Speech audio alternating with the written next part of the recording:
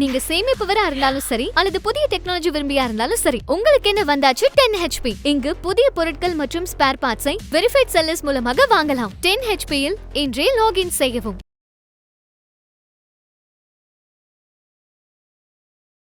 இந்த 7 பேரில் வந்து 6:1 இதுக்கு ஃபேவராக கொடுத்துருக்காங்க. பட் ரொம்ப டீப்பாக போய் பார்த்தீங்கன்னா அதே 6:1 என்ன கொடுத்துருக்காங்க அப்படின்னா க்ரீமி லேயர் முறையை கொண்டு வரணும்னு கொடுத்துருக்காங்க. ஒரு ஜென்ரேஷனுக்கு அப்புறம் வந்து ரிசர்வேஷனை வந்து சரண்டர் பண்ணணும்னு சொல்லியிருக்காங்க. இந்த மாதிரி வந்து ரிசர்வேஷனுக்கான அடிப்படையே வந்து தகர்க்கக்கூடிய விஷயங்கள். ஒரு ஜட்ஜ் என்ன சொல்கிறாருன்னா, இது மிகப்பெரிய ஒரு ஆச்சரியமாக இருக்குது. இன்றைக்கி இருக்கிற சூழலில் we have moved to a cashless societyன்றாரு. இந்த ரிசர்வேஷன் இருக்கிறதுனால தான் கேஸ்ட் ப்ரிவல் ஆகிட்டு இருக்கு. ரிசர்வேஷன் பர்பஸ்க்காக கேஸ்ட்டை வந்து கான்ஸ்டியூஷனாக நம்ம இம்ப்ளிமெண்ட் பண்ணும்போது தான் கேஸ்ட்டே தெரியுது, இல்லைனா கேஸ்ட்டே தெரியலன்றாரு. பொருளாதார நிலை மேம்பட்டிருக்கு, கல்வி அடிப்படையில் மேம்பட்டிருக்கேன். ஆனால் என்னுடைய முன்னோர்கள் என்னென்ன டிஸ்கிரிமினேஷன் ஃபேஸ் பண்ணாங்களோ அந்த டிஸ்கிரிமினேஷன் இன்றைக்கி வந்து இன்ன வரைக்கும் வந்து மாறலைன்றது தான் அடிப்படையாக இருக்குது. ஓபிசிக்கு க்ரீம் லேயர் இருக்கிறது சரின்னு நம்ம எந்த நேரத்துலையும் நம்ம வந்து அக்செப்ட் பண்ணல. ஓபிசிக்கு க்ரீமி லேயர் இருக்கிறதும் தவறு தான். பெரிய அளவுக்கு புகழ்ந்துட்டாங்களோன்னு கூட தோணுது தீர்ப்பேன். சிஸ்டம் மட்டும் பார்த்துட்டு போனாங்க. நீங்கள் இன்டெப்த் நீங்கள் போய் அதை போய் படித்து பார்த்தீங்கன்னா தான் இது எவ்வளோ ஆழமான ஒரு கத்தி எடுத்து சொருகிறதுக்கு முயற்சி பண்ணுறாங்க அவங்கன்றது நமக்கு தெரிய வருது. அதனால் பிஜேபி வந்து உள்ளபடியே வந்து அவங்க வந்து மிகப்பெரிய வெறுப்பும் ஆத்திரமும் யார் மேலே இருக்குன்னா தலித்துகள் மீது தான் இருக்குது. ஆனால் அதை அவங்களால வெளிக்காட்ட முடியாது. நம்ம ரிலீஜியஸாக எதிர்க்கும் பொழுது இந்த மெஜாரிட்டி நமக்கு தேவைப்படுதுன்றதுனால அவங்கள விட்டு வச்சுருக்காங்க.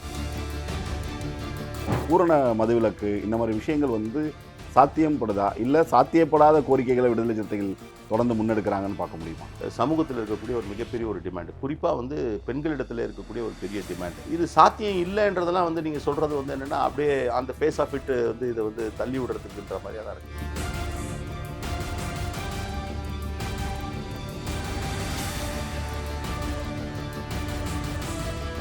வணக்கம், எப்படி இருக்கீங்க? வணக்கம். முதல்வர், இடஒதுக்கீடு சம்பந்தமாக உச்சநீதிமன்றத்துடைய சமீபத்தில் தீர்ப்பு, விடுதலை சிறுத்தைகள் ஆகஸ்ட் 13 ஆர்ப்பாட்டமாக அறிவிச்சிருக்கீங்க. ஆனால் அந்த தீர்ப்புப்படி பார்த்தா எஸ்சி பட்டியலில் இருக்கிற பல்வேறு சமூகங்களுக்கு அவங்களுக்கான உரிய இடஒதுக்கீட்டை உள்ஒதுக்கீட்டை வந்து மாநில அரசுகளே தரலாம் அப்படிங்கிற ஒரு சாரம் இருக்குது. அது ஓரளவு வரவேற்கப்பட வேண்டிய விஷயம் தானே? ஏன்னா இங்கே நமக்கு அருந்ததியர் உள் ஒதுக்கீடுங்கிறதையும் நம்ம இங்கே வெற்றிகரமாக செயல்படுத்தியிருக்கோம். அப்போ அது வரவேற்கக்கூடிய விஷயம் தானே? அதுக்கு எதிராக ஏன் ஒரு ஆர்ப்பாட்டம்? முதல்ல வந்து இப்போ வந்து குறிப்பாக இடஒதுக்கீடு தொடர்பான பல்வேறு விவாதங்களும் பல்வேறு தளங்கள் அது குறித்த பேச்சுக்களும் வந்துட்டுருக்கு. இந்த சூழலில் இந்த தீர்ப்பு வந்திருக்கிறது. இந்த தீர்ப்பு என்பது பல மாநிலங்களில் வந்து எஸ்சி வகுப்பினருக்கு இடையே இருக்கக்கூடிய உட்பிரிவுகளுக்கு வந்து இடஒதுக்கீடு வந்து மாநில அரசுகள் கொடுத்துருக்கு. அதை வந்து கொடுக்க முடியுமா முடியாதான்ற கொஸ்டின் வந்து லீகலாக கொடுக்க முடியுமா முடியாதா, கான்ஸ்டியூஷனாக கொடுக்க முடியுமா முடியாதான்றதான் பேசிக் கொஸ்டின். இந்த பேசிக் கொஸ்டினுக்கு இன்றைக்கி வந்து தீர்வு வந்து அவங்க வந்து கொடுக்கலாம் அப்படின்னு சொல்லியிருக்காங்க. அது ஏன் கொடுக்க முடியாதா முடியுமானா, நீங்கள் எஸ்சி எஸ்டிக்களை வந்து வரையறுக்கிற அதிகாரம் வந்து குடியரசுத் தலைவருக்கும் ஒன்றிய அரசுக்கும் தான் இருக்குது. அப்போ அவங்க தான் யார் எஸ்சி எஸ்டின்னு டிசைட் பண்ணும்போது நீங்கள் எஸ்சி எஸ்டியில் வந்து சப்காஸ்ட் ரிசர்வேஷன் கொடுக்கறதுக்கு மாநில அரசுக்கு வந்து கான்ஸ்டியூஷனலாக ப்ரொவிஷன் இருக்கா அப்படின்றது தான் வந்து கொஸ்டின். இப்போ அது வந்து கான்ஸ்டியூஷனலாக ப்ரொவிஷன் இருக்கான்றது ஆராயறதுக்கு 7 மெம்பர் பெஞ்சில் வந்து இன்றைக்கி வந்து தீர்ப்பு வந்திருக்கு. இந்த 7 மெம்பர் பெஞ்சில் 6 பேர் வந்து அது கொடுக்கலாம் அப்படின்றத சொல்லிட்டாங்க. So the question, basic question is whether subcaste reservation கொடுக்கறதுக்கு ஸ்டேட் கவர்மெண்ட்டுக்கு பவர் இருக்கா இல்லையா, பேசிக் கொஸ்டின். இந்த பேசிக் கொஸ்டினுக்கு வந்து எஸ் தே கேன் அப்படின்னாங்க. இப்போ இதோட நம்ம நின்றுட்டோம் அப்படின்னா ரைட்டு, மாநில அரசுகளுக்கு அதிகாரம் இருக்குன்னு சொல்லிட்டாங்க, நல்ல தீர்ப்பு தானே. ஆனால் எங்கே நமக்கு மிகப்பெரிய ஒரு அதிர்ச்சி இருக்குது அப்படின்னு பார்த்தீங்கன்னா, இந்த 7 பேரில் வந்து 6:1 இதுக்கு ஃபேவராக கொடுத்துருக்காங்க. பட் ரொம்ப டீப்பாக போய் பார்த்தீங்கன்னா கிட்டத்தட்ட அதே 6:1 என்ன கொடுத்துருக்காங்க அப்படின்னா க்ரீமி லேயர் முறையை கொண்டு வரணும்னு கொடுத்துருக்காங்க. ஒரு ஜென்ரேஷனுக்கு அப்புறம் வந்து ரிசர்வேஷனை வந்து சரண்டர் பண்ணணும்னு சொல்லியிருக்காங்க. இந்த மாதிரி வந்து ரிசர்வேஷனுக்கான அடிப்படையே வந்து தகர்க்கக்கூடிய விஷயங்கள். இன்னொருத்தர் போய் என்ன சொல்கிறாருன்னா, ஒரு ஜட்ஜ் என்ன சொல்கிறாருன்னா, இது மிகப்பெரிய ஒரு ஆச்சரியமாக இருக்குது. இன்றைக்கி இருக்கிற சூழலில் we have moved to a cashless societyன்றாரு. இது எப்படி வந்து சுப்ரீம் கோர்ட்டுக்குள்ளே மட்டும் பார்த்துருப்பாரு. இது வந்து உள்ளபடியே எப்படி இதை வந்து ஜீர்ணிக்க முடியும்? we have moved to a cashless societyன்றாரு. ரிசர்வேஷன் கொடுக்கணுமானா கொடுக்கணுன்றாரு. ஆனால் எப்படி கொடுக்கணும் அப்படின்றாருன்னா, மற்ற க்ரைட்டீரியாஸ் எடுத்துக்கணும். நீங்கள் அவர் ஒரு ஸ்டேட்மெண்ட் சொல்லியிருக்காரு, ரிசர்வேஷனால தான் வந்து கேஸ்ட் வந்து ப்ரிவைல் ஆகிட்டு இருக்குன்றாரு. இந்த ரிசர்வேஷன் இருக்கிறதுனால தான் கேஸ்ட் ப்ரிவைல் ஆகிட்டு இருக்கு. ரிசர்வேஷன் பர்பஸ்க்காக கேஸ்ட்டை வந்து கான்ஸ்டியூஷனாக நம்ம இம்ப்ளிமெண்ட் பண்ணும்போது தான் கேஸ்ட்டே தெரியுது, இல்லைனா கேஸ்ட்டே தெரியலன்றாரு. இது வந்து பெரிய அதிர்ச்சியான விஷயங்களா பதிவு பண்ணியிருக்காங்க. கிரைட்டீரியா வந்து மாற்றி நீங்கள் பார்க்கணும். ரூரல் அர்பன்னு பார்க்கணும். நீங்கள் வந்து எக்கானமிக்கல் கிரைட்டீரியா பார்க்கணும். லிவிங் கண்டிஷனை பார்க்கணும். இதெல்லாம் பார்த்து வேணால் ரிசர்வேஷன் கொடுக்கலாம் அப்படின்னுக்காக கிட்டத்தட்ட எல்லாருமே வந்து கிரீமி லேயரை பற்றி பேசியிருக்காங்க. இதை வந்து சரண்டர் பண்ணணும், ஒரு ஜென்ரேஷனுக்கு அப்புறம் சரண்டர் பண்ணணும். இதுதான் மிகப்பெரிய ஒரு ஆபத்து. என்னன்னா ரிசர்வேஷனோட அடிப்படை இல்லை வந்து அதோட வந்து very very very basic principal.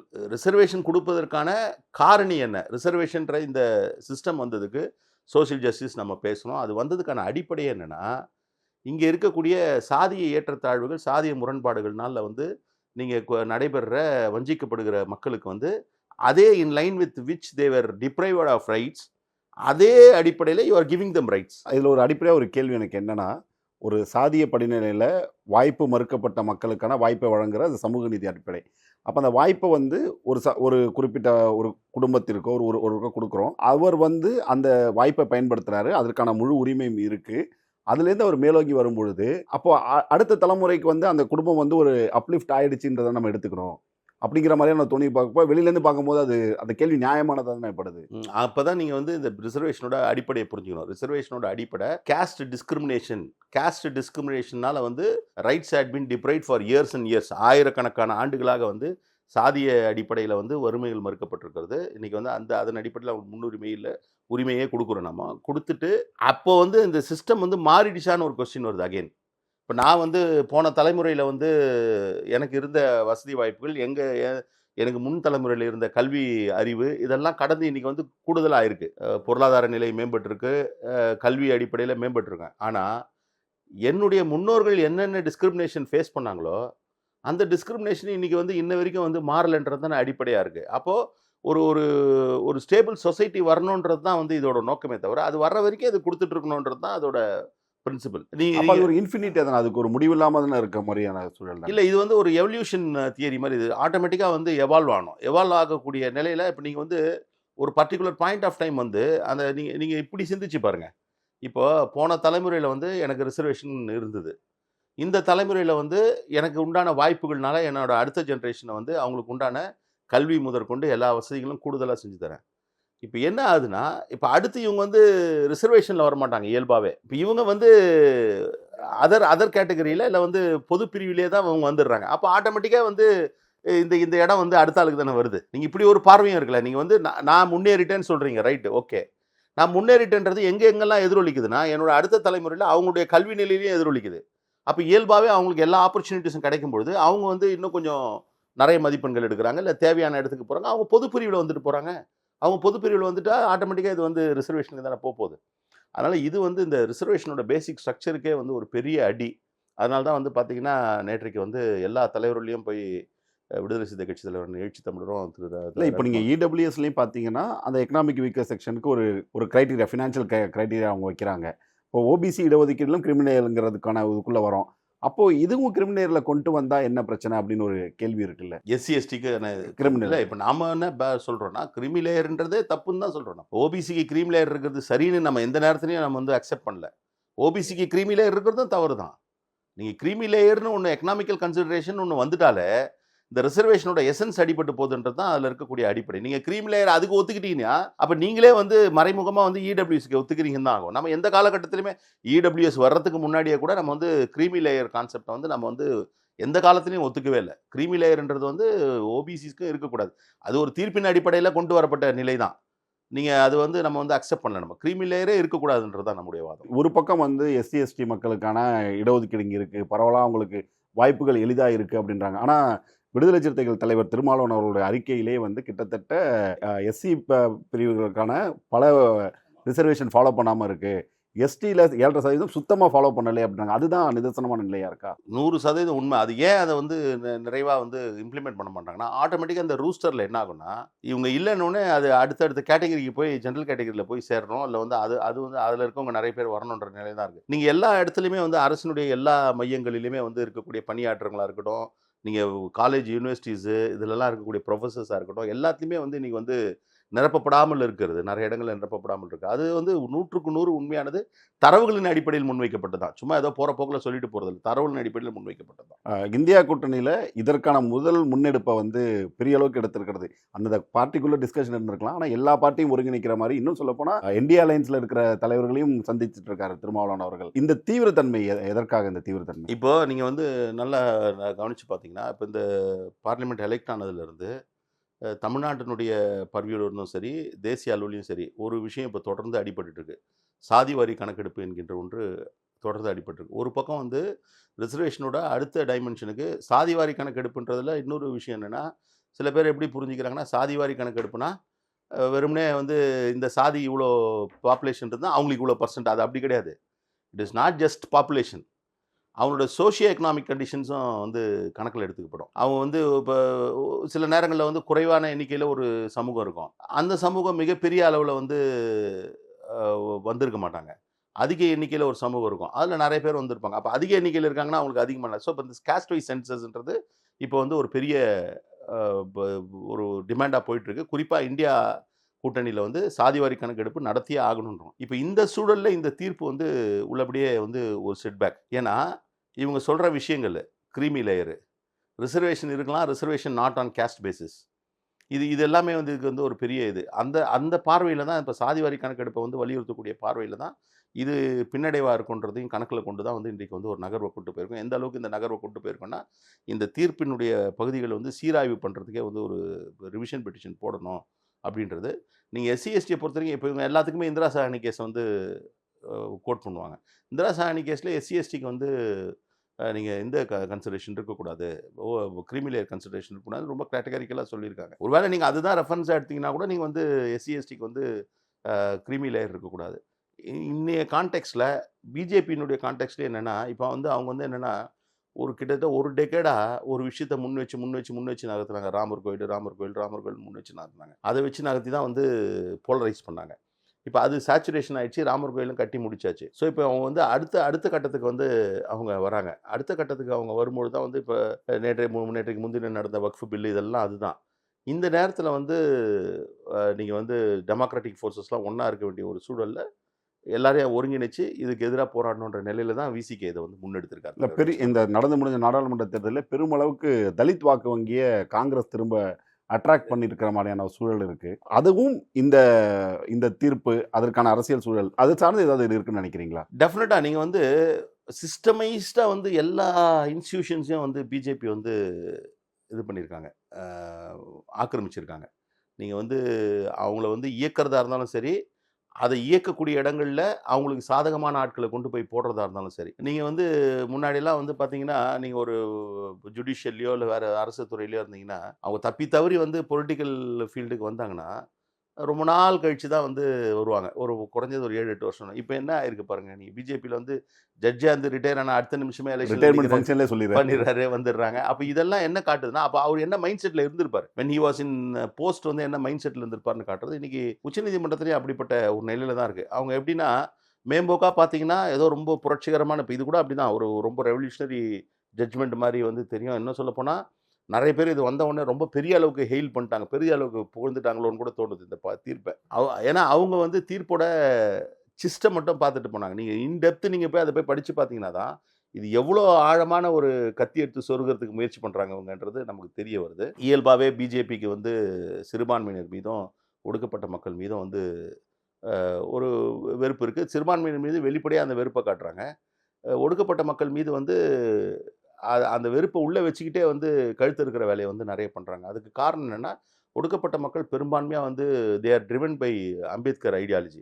இந்த அம்பேத்கர் ஐடியாலஜின்றது முழுக்க வந்து இவங்களது ஆர்எஸ்எஸ் சித்தாந்தத்துக்கு எதிரானதுன்ற ஒரு ஆழமான உணர்வோடு தான் களம் காண்றாங்க. நீங்கள் வந்து மைனாரிட்டிஸ் கூட ஒரு ரிலீஜியஸ் கான்ஃப்ளிக்ட்ன்ற மாதிரி தான் வந்து அவங்க பார்க்குறாங்களே தவிர, நீங்கள் அதை விட ஆழமானது வந்து ஐடியாலஜிக்கல் கான்ஃப்ளிக்ட். இந்த ஐடியாலஜிக்கல் கான்ஃப்ளிக்டில் வந்து முரண்படுறாங்க தலித்துகள். அதனால் பிஜேபி வந்து உள்ளபடியே வந்து அவங்க வந்து மிகப்பெரிய வெறுப்பும் ஆத்திரமும் யார் மேலே இருக்குன்னா தலித்துகள் மீது தான் இருக்குது. ஆனால் அதை அவங்களால வெளிக்காட்ட முடியாது. புற சூழலில் அவங்கள வெளிக்காட்ட முடியாத காரணம் இந்த பொலிட்டிக்கல் சிஸ்டமு, இந்த பார்லிமெண்ட்ரி அவங்களே நம்ம ஓட்டிங் சிஸ்டம். இந்துக்கள்ன்ற இடத்துல கொண்டு அப்படியே வரணும். கொண்டு வரணும். அவங்கள வந்து சரி எதுக்கு நம்ம விடணும், 1, 2 இது பண்ணிக்கணுன்ற மாதிரி நம்ம ரிலீஜியஸாக எதிர்க்கும் பொழுது இந்த இந்த மெஜாரிட்டி நமக்கு தேவைப்படுதுன்றதுனால அவங்கள விட்டு வச்சிருக்காங்க. ஆகஸ்ட் 17 எப்போதும் விடுதலை சிறுத்தை தலைவருடைய பிறந்த நாள், தமிழர் எழுச்சி நாள்னு கொண்டாடுறது வழக்கமாக வச்சுருக்கீங்க. இப்போ வந்து இது 1 மாதம் போதை மதுக்கு எதிரான பிரச்சாரம் முன்னெடுக்கணுன்ற ஒரு அறிவிப்பை பார்க்குறோம். இயல்பாக ஒரு கேள்வி, இன்னைக்கு வந்து சொசைட்டியில் நிறைய மாறி இருக்கிற சூழலில் பூரண மதுவிலக்கு இந்த மாதிரி விஷயங்கள் வந்து சாத்தியப்படுதா, இல்லை சாத்தியப்படாத கோரிக்கைகளை விடுதலை சிறுத்தைகள் தொடர்ந்து முன்னெடுக்கிறாங்கன்னு பார்க்க முடியுமா? சோஷியல் பாயிண்ட் ஆஃப் வியூவில் இப்போ இந்த முயற்சி வந்து ஏற்கனவே வந்து நம்ம 2015 நினைக்கிறேன், 2015 மது போதைக்கு எதிரான ஒரு டிரைவை வந்து பண்ணோம். அப்போ வருஷம் வந்து தலைவர் எழுச்சி தமிழருடைய பிறந்தநாளை வந்து ஒரு கருப்பொருளை வச்சு பண்ணுறோம். இந்த முறை வந்து மது மற்றும் போதை ஒழிப்புன்னு பண்ணுறோம். இது வந்து அன்ரியலிஸ்டிக்னு எப்படி எதை வச்சு சொல்கிறாங்கன்னு தெரியல. ஏன்னா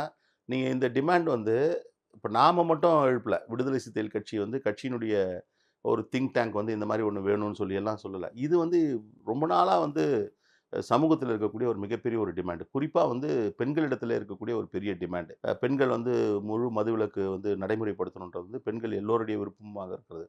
நீங்கள் வந்து கோரிக்கைகள் இல்லை வந்து தேவைகள் எங்கேருந்து எழணும்னா மக்களுடைய தேவைகள் இல்லை வந்து அவங்களுடைய எண்ணங்களாக தான் வெளிப்படணும், நியாயமான எண்ணங்கள். நீங்கள் வந்து பெண்களுடைய இந்த கோரிக்கை இல்லை இந்த இதை தான் வந்து இன்றைக்கி வந்து நம்ம ரிஃப்ளெக்ட் பண்ணுறோம். இது சாத்தியம் இல்லைன்றதெல்லாம் வந்து நீங்கள் சொல்கிறது வந்து என்னென்னா அப்படியே அந்த ஃபேஸ் ஆஃப் இட்டு வந்து இதை வந்து தள்ளி விடுறதுக்குன்ற மாதிரியாக தான் இருக்குது. இது சாத்தியம் இல்லைன்னா எத்தனையோ விஷயங்கள் வந்து நீங்கள் வந்து சாத்தியமில்லைன்னு தள்ளி போயிட முடியாது. நீங்கள் இப்போ நாம் வந்து எதை எதிர்த்து போராடிட்டு இருக்கோம், கேஸ்ட் சிஸ்டம் எதிர்த்து போராடிட்டு இருக்கோம், சாதி ஒழிப்பை மக்கள் விடுதலைன்னு போராடிட்டு இருக்கோம். அப்போ நீங்கள் நாளைக்கே வந்து இதெல்லாம் வந்து சாத்தியம் இல்லை, நீங்கள் வந்து பல ஆயிரக்கணக்கான ஆண்டாக இருக்குன்னு அதை விட்டுற முடியாது. நீங்கள் அது மெட்டீரியலைஸ் ஆகலைன்றதை விட அந்த டிமாண்டில் இருக்கக்கூடிய ஜென்யூன்னஸ்ஸு, அந்த ஜென்யூன்னஸ்க்கு நாளடைவில் மக்கள் கொடுக்கக்கூடிய ஆதரவு, இதன் அடிப்படையில் தான் நம்ம வைக்க முடியும். இப்போ நீங்கள் வந்து பாப்புலராக இருக்கணும், இல்லை வந்து எல்லாரும் அக்செப்ட் பண்ணணும், சாத்தியமானது தானே நம்ம வேறு மாதிரியான டிமாண்டை தான் வைக்கணும். இல்லை, ஏன்னா இப்போ கன்சம்ஷன் ஆஃப் ஆல்கஹால்ங்கிறது அது ஒரு தனிநபருடைய வரைமுறைக்கு உட்பட்டதாக போகலையா? அந்த இடத்துல இந்த கேள்வி கேட்குறோம். இது வந்து நீங்கள் வந்து சமூகத்துக்கு எது தேவையில்லைன்றது வந்து வரையறுக்கக்கூடிய இடத்துல இன்றைய கட்டமைப்பு வந்து அரசு தான். இது வந்து ஒரு எவல்யூஷன் தான். ஸோ கவர்மெண்ட் வந்து அதை ரெகுலரைஸ் பண்ணணுன்ற ஒரு இடத்துல தான் பார்க்கணும். தனி மனித ஒழுக்கம் என்கின்ற அடிப்படையிலே வந்து நீங்கள் வந்து எந்த மதமும் வந்து இதை வந்து வலியுறுத்தி இதை மதுவை வந்து உட்கொள்றதை வந்து ஆதரிக்கல. இப்போ ப்ராபப்ளி வந்து புராணங்களில் இதில் வேணால் அது மாதிரியான இருக்கலாம், நமக்கு அதில் வந்து நம்பிக்கை இல்லை, அது வந்து உண்மை இல்லைன்ற மாதிரி நிலை. இது வந்து ஒரு நீங்கள் சொல்கிற மாதிரி ஒரு இண்டிவிஜுவல் டிசிப்ளின் தான், டிசிப்ளினுக்கான ஒரு விஷயமா தான் நம்ம பார்க்க வேண்டியது. ஆனால் இந்த கோரிக்கை, இதற்கான பிரச்சாரம் இதெல்லாம் இருக்கும்போது இன்னொரு விமர்சனம் வந்து திராவிட கட்சிகளோட, குறிப்பாக திமுகவோடு ட்ராவல் பண்ணுறீங்க, திமுகவை சார்ந்தவர்களே இந்த மதுபான ஆலை வச்சுருக்காங்க, இந்த தொழிலில் இருக்காங்க, அரசு டாஸ்மாக் நடத்துது, அவர்களுக்கு வாக்கு கேட்குறீங்க, அவர்களோடு பயணிச்சுட்டு அவர்கள் ஆதரிக்கிற இல்லை அவர்கள் ஆதரிக்க வேண்டிய கட்டாயத்தில் இருக்கிற விஷயத்துக்கு எதிரான ஒரு நிலைப்பாடு எடுக்கிறது எப்படி சரியாக இருக்கும், அரசியல் ரீதியாக முரணா இல்லையா அப்படின்னு? இப்போ இன்றைக்கி இருக்கிற சூழலில் வந்து நீங்கள் வந்து இது எல்லாமே வந்து லீகலைஸ்டான ஒரு விஷயம் தான். நீங்கள் வந்து சட்டவிரோதமாக மதுவை வந்து வேறு ஏதாவது விற்பனை பண்ணாங்கன்னா அது வந்து எதிரான விஷயமே தவிர, சட்டத்துக்கு உட்பட்டு அவங்க வந்து நீங்கள் சொல்கிற மாதிரி மதுபான ஆலைகள்லாம் வச்சுருக்காங்க. நாளைக்கே மதுவிலக்கு நடைமுறைப்படுத்தப்பட்டதுன்னா அவங்க அதை மூட்டு போகிறாங்க, இழுத்து மூட்டு போகிறாங்க. அதனால ஒன்றும் இல்லை. அவங்க வச்சிருக்காங்கன்றதுனால நம்ம அதை எதிர்க்காமல் இருக்க முடியாது. இல்லை, ரொம்ப விடுதலை சிறுத்தைகள் ரொம்ப சமூக அக்கறையோடு எடுக்கிற இந்த சீரியஸான இந்த விஷய ஸ்டேட்மெண்ட் கூட இந்த பொலிட்டிக்கல் ஸ்டாண்ட்னால இல்லைப்பா அது ஒரு அவங்க கூட்டணியில் இருக்காங்க என்னப்பா பேசுகிறாங்கன்ற பார்க்குற பார்வையோடு கடந்து போயிடாதுன்னு நினைக்கிறீங்க? ஆனால் எப்படி வந்து வேறு சில கட்சிகள், குறிப்பாக இப்போ பாட்டாளி மக்கள் கட்சிலாம் எடுக்கும்போது எப்படி இவங்க நம்புகிறாங்க? நீங்கள் வந்து இப்போ அம்மையார் ஜெயலலிதா வந்து அசம்பிளிலேயே சொன்னாங்க, நீங்கள் வந்து அவங்க ஒரு மாநாடு நடத்தின அன்றைக்கி வந்து அந்த பகுதியில் இருக்கிற கடைகள் எல்லாம் வந்து கலெக்ஷன் நிறையா ஆச்சுன்ட்டு அந்த ஃபிகர்ஸே கொடுத்தாங்க. இது வந்து எப்பொழுதும் போல் வந்து விசிகே வந்து டார்கெட் பண்ணணும்னு நினைக்கக்கூடிய ஒரு சில என்ன சொல்கிறது, ஒரு ஒரு ஒரு சில குழுவினர் வந்து பண்ணக்கூடிய ஒரு பிரச்சாரமாக தான் நம்ம பார்க்கணுமே தவிர, மற்றபடி நம்ம வந்து ஐடியாலஜிக்கலாக நம்ம வந்து மக்களுக்கு வந்து தேவையான விஷயங்களை முன்னெடுக்கிற விஷயமாக தான் இதை முன்னெடுத்திருக்கோம். சமீபத்தில் நாடாளுமன்ற கூட்டத்தொடர் எல்லாத்துலேயும் பார்த்தீங்கன்னா தமிழ்நாட்டிலேருந்து அதிக கோரிக்கைகளை வந்து தனியாக ஒரு அமைச்சரை சந்தித்து மனு கொடுத்த நபர்களாக திரு திருமாவளவன் அவர்களும் திரு ரவிக்குமார் அவர்களும் இருக்காங்க. கிட்டத்தட்ட பார்க்குறோம் அந்தளவுக்கு ஒரு ஆக்டிவான 2 எம்பிஸாக அவங்க செயல்பட்டு இருக்காங்க நேஷனல் பாலிடிக்ஸில். தமிழ்நாட்டு அரசியலையும் விடுதலை சிறுத்தைகள் ஒரு முக்கியமான இடத்தை நோக்கி போகுது. ஆனால் விடுதலை சிறுத்தைகளை நோக்கி இந்த நாடக காதல், இந்த மாதிரியான ஆதிக்க சாதி குற்றச்சாட்டுகள் ஒரு பக்கம் இருக்கும்போது தாண்டி சமீபத்தில் நடந்த திரு ஆம்ஸ்ட்ராங் அவர்கள் படுகொலை போன்ற நேரத்தில் சக தோழமை தலித் இயக்கங்களும் விடுதலை சிறுத்தைகளை வந்து அவர்களை நோக்கி சில கேள்விகளை எழுப்புற மாதிரியான சூழலை உருவாக்கிட்டு இருக்காங்க. 2 பக்கம் விடுதலை சிறுத்தைகளை நோக்கி ஒரு விஷயத்துல வர அந்த கேள்விகள் அதை எப்படி நீங்க பாக்குறீங்க? இப்போ முதல்ல வந்து இப்போ நீங்கள் இப்போ மற்றவர்களுக்கு எப்படி தெரியுதோ தெரியலையோ, இப்போ உங்களை போன்றவர்களுக்கு நீங்கள் வந்து நெருக்கமான ஒரு ட்ராவலில் இருக்கவங்களுக்கு தெரியும். இது இந்த முறை பாராளுமன்ற உறுப்பினர் ஆன போது மட்டும் இல்லை, 2009 தலைவர் எழுச்சி தமிழர் 2009 வந்து கிரீமி லேயர் லிமிட்டை ஏற்றணும்னு சொல்லி அவர் தான் வந்து குரல் கொடுத்து பண்ணிட்டு இருந்தார். இது ஒரு ஒரு ஒரு நடைமுறையாக வச்சுருக்காரு அவர், அதாவது செயல்பாட்டு நடைமுறையாக. நீங்கள் இன்னும் சொல்லப்போனால் ஒவ்வொரு ஆண்டும் நிதிநிலை அறிக்கை தாக்கல் செய்யறதுக்கு முன்னாடி இது வேணும்னு ஒரு லிஸ்ட்டை கொண்டு போய் நிதி அமைச்சர்கிட்ட கொடுக்குறதையும் வழக்கமாக செஞ்சுட்டு இருக்காங்க. போன முறையும் செஞ்சாங்க, அதுக்கு முன்னாடியும் செஞ்சாங்க. இப்போ இன்னும் கொஞ்சம் இதுக்கான ஒரு வெளிச்சம் வந்து பாய்ந்து இருக்கிறது. அதனால் வந்து அவங்க இதெல்லாம் பண்ணுறாங்கன்றது தெரியுது. இன்னும் அடுத்தது வந்து நீங்கள் கேட்டது வந்து 2 விதமாக நீங்கள் பார்க்கணும். ஒன்று வந்து என்னென்னா, இன்றைக்கி நம்மளை வந்து டார்கெட் பண்ணுறாங்கன்னா, தலைவர் எழுச்சி தமிழர் சொல்கிறது போல் தமிழ்நாட்டினுடைய அரசியலை இன்னும் சொல்லப்போனால் அது இந்திய அரசியல் கூட விரிவுபடுத்திக்கலாம். விடுதலை சிறுத்தைகள் கட்சியை வந்து விட்டு எங்கேயும் போகாது, இதை நோக்கி தான் இருக்கணும் அவர் தொடர்ந்து சொல்லிட்டு இருக்காரு. அதோட ஒரு வெளிப்பாடு தான் அவங்களுடைய ஆத்திரம், அவங்களுடைய கோபம், அவங்களுடைய வேகம் எல்லாம் வந்து அதுதான். இது ஒரு பார்ட்டு. இன்னொரு பார்ட் என்னென்னா, நீங்கள் வந்து வாய்ஸ் ஆஃப் வாய்ஸ்லெஸ்ன்ற மாதிரி நீங்கள் வந்து குரலற்றவர்கள் அல்லது வந்து ஒடுக்கப்படுகிறவர்கள் மிகப்பெரிய ஒரு நம்பிக்கையாக வந்து தலைவர் எழுச்சி தமிழரை பார்க்குறாங்க. அப்போ என்னென்னா, சில நேரங்களில் அவங்களுடைய நம்பிக்கை வந்து அவங்களோட இடத்துல இருந்து அவங்க வந்து இது இப்படி பண்ணணும் அப்படி பண்ணணும்னு நினைப்பாங்க. ஆனால் அது வந்து உகந்ததாக இருக்காது. இப்போ நான் வந்து ஒரு கட்சியில் ஒரு பொறுப்பாளராக இருக்கேன். ஒரு ஒரு ஒரு ஏதோ ஒரு பொலிட்டிக்கல் கிரைசிஸ் வருது, ஒரு பொலிட்டிக்கல் சுச்சுவேஷன் வருது. நான் திங்க் பண்ணுறது வேற, இப்படி தலைவர் இப்படி பண்ணணும், கட்சி இப்படி பண்ணணும்னு நான் திங்க் பண்ணுறது வேற. அது என்னோட அறிவு எல்லைக்கு உட்பட்டு தான் நான் திங்க் பண்ணுவேன். ஆனால் தலைவர்ன்றவர் வந்து அதை கடந்து அவருக்கு வந்து ரொம்ப விரிவான பார்வை இருக்குது. அவர் அதை வச்சு ஒரு நகர்வு எடுக்கிறாரு. அப்போ நான் கொஞ்சம் டிசாட்டிஸ்ஃபை கூட ஆவேன். என்ன இப்படி பண்ணியிருக்கலாமே தலைவர் அப்படின்னு கூட நினைக்கலாம். ஆனால் அது எப்போ எனக்கு கிளாரிஃபை ஆகும்னா, அது காலப்போக்கில் என்ன ஆகுனா, தலைவர் செஞ்சது சரிதான் அப்படின்றது வந்து நான் எல்லாருக்குமே புரியும். இப்போ அந்த மாதிரி வந்து நீங்கள் இப்போ தோழர் ஆம்ஸ்ட்ராங்கினுடைய படுகொலை தொடர்பான நிகழ்வுகளில் ஒரு மாதிரியான கொதிநிலையில் அவர்கள் சிந்திக்கின்ற பொழுது இது இப்படி பண்ணியிருக்கலாம் அப்படி பண்ணியிருக்கலாம்னு சில விமர்சனங்களை வந்து தலைவர் எழுச்சி தமிழர் மீது வைக்கிறார். தலைவர் எழுச்சி தமிழரை பற்றி தெரிந்தவர்களுக்கு தெரியும். தலைவர் எழுச்சி தமிழர் வந்து அவரோட ட்ராக் ரெக்கார்டு எப்படின்னா, எதுலேயுமே வந்து சமரசம் கிடையாது. எந்த இடமா இருந்தாலும் நேர்மையின் பக்கம் நிற்கக்கூடிய ஒரு தலைவராக, ஒரு இன்னும் சொல்லப்போனால் தலைவரை கடந்து ஒரு மனிதநேயம் மிக்க ஒருவராக இருந்து கொண்டு இருக்கிறார். அதனால் காலப்போக்கில் அவங்க தெரிஞ்சுப்பாங்க. இன்றைக்கி அவங்க வைக்கிற விமர்சனங்கள்லாம் வந்து நான் எப்படி பார்க்குறேன் அப்படின்னா, தலைவர் மீது அவர்கள் வைத்திருக்கிற நம்பிக்கை, தலைவர் மீது வைத்திருக்கிற நம்பிக்கையினால் அவங்க வந்து இது இப்படி பண்ணியிருக்கலாமே அப்படி பண்ணியிருக்கலாமேன்னு அவங்க விருப்பப்படுறாங்க. தலைவர் இப்படி செயல்படணும்னு அவங்க விருப்பத்தை வெளிப்படுத்துறதுக்கு வந்து ஆற்றாமையில் வந்து அவங்க வந்து இல்லை அதில் வந்து முரண்பட்டு பேசுகிறாங்க. இதை வந்து அவங்க விமர்சனம் வேறு, இவங்க விமர்சனம் வேறு. முதல்ல வச்சவங்க விமர்சனங்கள் வந்து உள்நோக்கு விமர்சனங்கள், இவர்கள் வைக்கக்கூடிய விமர்சனங்கள் நம்பிக்கையினான விமர்சனங்கள். அவர்களுக்கெல்லாம் நான் சொல்லிக்கொள்ள விரும்புவது ஒன்று தான், உங்களுடைய நம்பிக்கை என்றைக்கும் வீண் போகாது. தலைவர் எழுச்சி தமிழர் மீது நீங்கள் வைத்திருக்கக்கூடிய நம்பிக்கை என்றைக்கும் வீண் போகாது. ஆனால் அவருடைய நகர்வுகள், அவருடைய செயல்பாடுகள் எல்லாம் முற்றிலும் சரியே. இந்த தருணத்தில் இப்படி ஹேண்டில் பண்ணதுனால தான் இன்னைக்கு இது இந்த இடத்துக்கு வந்திருக்கு அப்படின்றத வந்து வெகு விரைவில் உணர்வார்கள். ரொம்ப நன்றிண்ணே. குறிப்பாக உச்சநீதிமன்ற தீர்ப்பு எல்லாரும் பெருமளவுக்கு வரவேற்கும் போது அதற்குள்ள சிக்கல்களை வந்து ரொம்ப விரிவாக எடுத்துருத்தீங்க. மீண்டும் சந்திக்கும் வரை ஐபிசி தமிழ் சார்பாக நன்றி. முதல்ல நீங்க சேமிப்பவரா இருந்தாலும் சரி அல்லது புதிய டெக்னாலஜி விரும்பியா இருந்தாலும் சரி, உங்களுக்கு என்ன வந்தாச்சு 10 HP. இங்கு புதிய பொருட்கள் மற்றும் ஸ்பேர் பார்ட்ஸை வெரிஃபைட் செல்லர்ஸ் மூலமாக வாங்கலாம். 10 HP இல் இன்றே லாகின் செய்யவும்.